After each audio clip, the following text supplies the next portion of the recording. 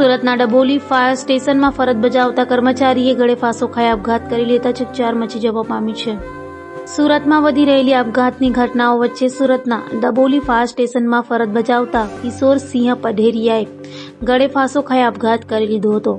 સવારે 7 થી 8 જેટલા ફોન કિશોર સિંહને કરાયા હોવા છતાં ફોન ન ઉઠાવતા તેમના ઘરે જઈ ફાયરના કર્મચારીઓએ તપાસ કરતા બીમારીમાંથી કિશોર સિંહ ગળે ફાંસો ખાધેલી હાલતમાં જોવા મળતા પોલીસને જાણ કરાઈ હતી, જેથી પોલીસે સ્થળે દોડી જઈ લાશનો કબજો લઈ તપાસ હાથ ધરી હતી। સવારે 6 વાગે તમામ કર્મચારીઓ જોબ પર હાજર થાય છે અને એમની હાજરી પૂરવામાં આવે છે। હાજરી પૂરતા ડ્રાઈવર કિશોરસિંહ પઢેરિયા જોબ પર ફરજ પર હાજર ના થયેલ એટલે હાજર અધિકારી અને પેરા ડ્યુટી પરના કર્મચારીએ ફોન કરેલ। 8 થી 10 ફોન કરીને એમણે ફોન ના ઉચકા એટલે કર્મચારી 6:30 વાગ્યાની આસપાસ સવારે એમના ઘરે તપાસ કરવા માટે મોકલેલ।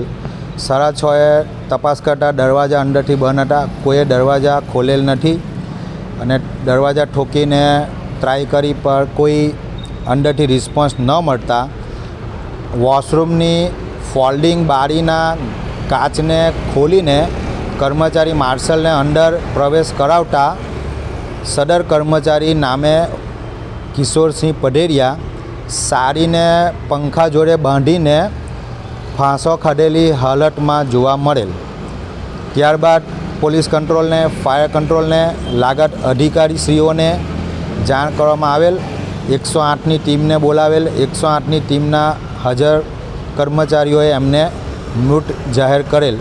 ત્યારબાદ પોલીસ ઇન્વેસ્ટિગેશન ટીમ અને પોલીસ ટીમ દ્વારા સદર બોડીને સ્મીમેર ખાતે રવાના કરેલ છે, જેથી કર્મચારી આજે હાજર નથી।